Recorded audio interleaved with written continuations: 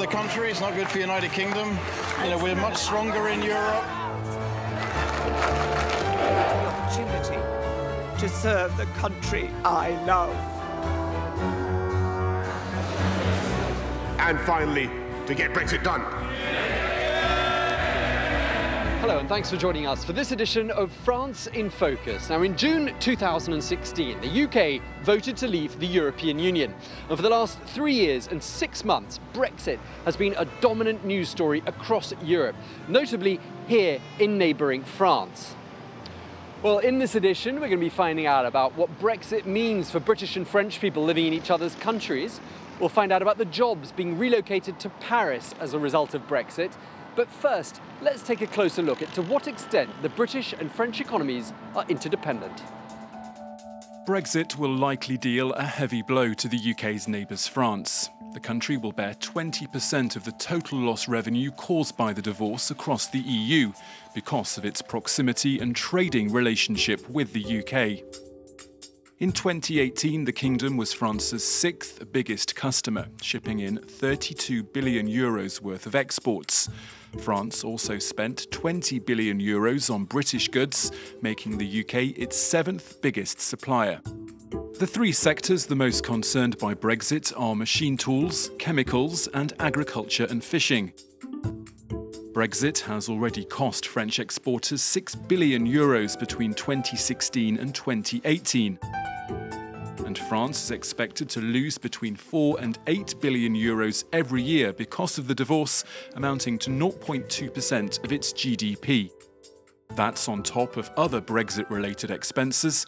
For instance, 700 extra customs officers are being recruited, and the port of Calais has spent €6 million in preparation for Brexit.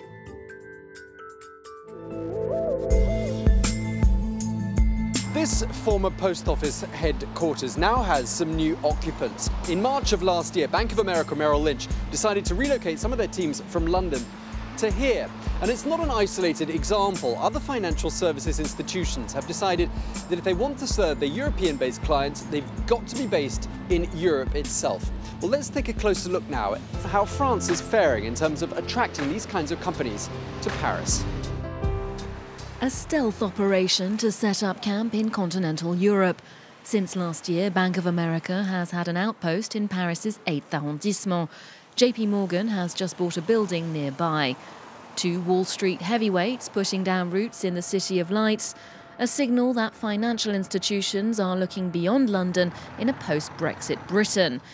136 companies based in the UK have announced they're setting up shop in the Paris region. That's about 5,500 jobs, 2/3 of which are in finance. For the organisation responsible for promoting the city's financial sector, it's an encouraging sign. It's halfway to what we imagined as a possible rate of relocations when we first started in 2016. But there are already a significant number of those companies relocating to Europe.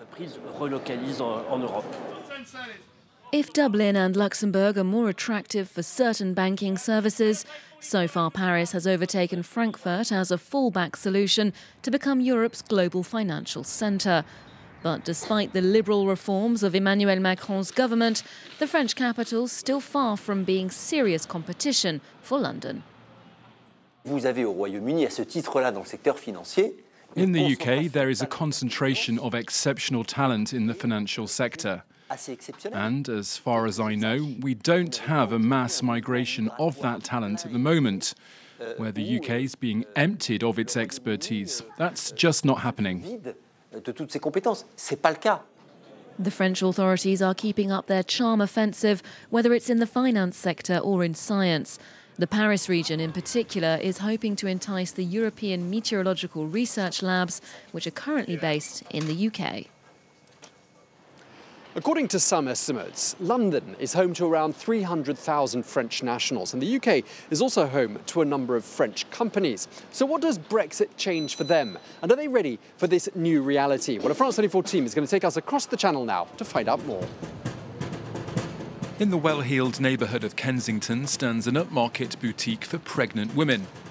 Seraphine is a French brand with a firm fan base and customers who flock for its frocks from across Asia, the Gulf and Europe. A few streets away, we meet the company's founder and owner, Cécile Reynaud. So this is our design department, where the collections are conceived and where the patterns are put together for Seraphine. Since its launch in 2002, the company has gone from strength to strength. It's a success story that was boosted by this photograph of Kate Middleton in a Seraphine dress with Princes William and George, a photo which was published right around the world. That royal stamp of approval meant the dresses became a must for expectant stars. But now, Brexit could well rain on the brand's parade, forcing its owners to put their thinking caps on. We made the decision last summer to make some changes and open a distribution centre in Belgium, which means we can serve our customers in France, but also in countries like Germany, which are also important to us.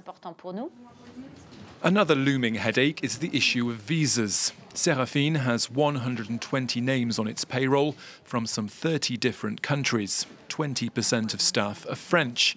Most have official residency status in the UK, but the hiring process has become more complicated. If it becomes too difficult to recruit Europeans and French nationals, we'll just have to create some jobs in France. Our telephone hotline to help customers could, for example, move to France rather than stay in England. 2,500 French businesses are based on British soil, and they all have similar Brexit woes. Olivier Morel is a lawyer and an advisor on France's overseas trade. He says that the UK's small and medium-sized firms are also bracing for the possibility of a bad deal. A year and a half ago, we worked for a British insurance company which had offshoots in France and Germany. It decided to transform them into subsidiaries or legal entities with a French and German corporate identity so that they could be sure they'd remain at the heart of the EU post-Brexit. It's still too early to measure the effects of Brexit on Franco-British trade, and we'll have to wait until the end of 2020 to find out if French businesses will be forced to shut up shop and cross back over the English Channel.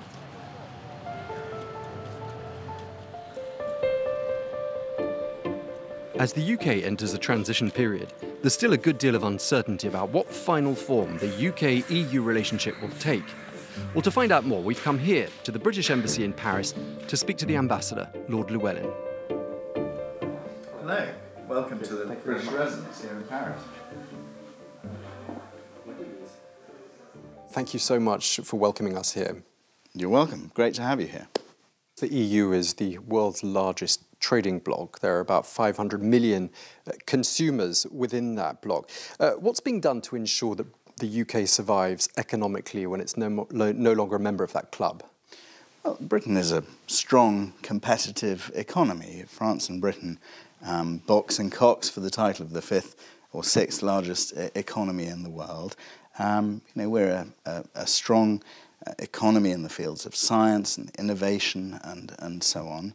And that's going to remain the case. We're a strong trading economy before we joined the European Union in 1973, and we're going to stay strong in the future.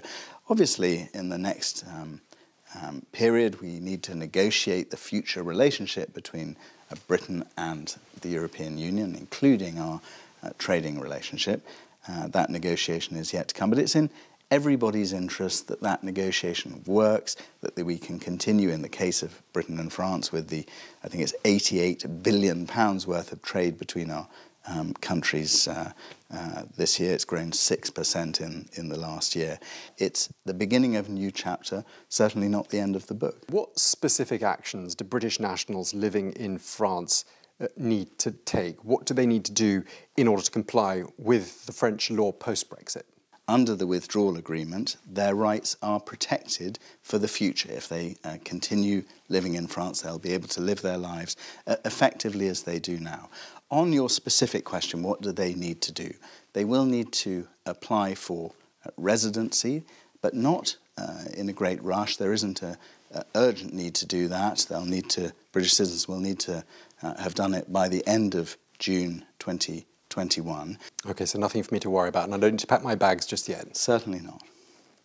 And there's no, therefore, corresponding concern for French nationals who are resident in the UK, around 300,000 of them in London alone? These rights are reciprocal. So for French citizens living in the UK, and indeed for other citizens of EU member states living in the UK, they will continue to be able to live their lives effectively as they do now. In the case of French citizens in the UK, what they'll need to do, again, before end of June 2021, is apply for what we call settled status or pre-settled status. It's a very simple process. You can do it online. I think 2.7 million citizens of EU member states have already applied to do that. There have only been 6 refusals out of those 2.7 million. It's been 47 years since the UK was last a sort of go-it-alone nation. Are you at all apprehensive about how the UK is going to survive with this status of being an outsider from the European Union? No, I'm really not at all. I'm very confident about the future of the United Kingdom. We've chosen a different path, not as a member of the European Union, but certainly as a member of the European family of nations. We're still a European country. We're still 22 miles from Calais. We're not going anywhere as a country to the other side of the world. Well, thank you very much indeed, Lord Llewellyn, British Ambassador to France. Thank you so much for speaking to France 24. Thank you so much. That's all we have time for this week's edition of France in Focus. We're going to leave you here at the British Embassy in central Paris. Thanks for watching and stay tuned to France 24.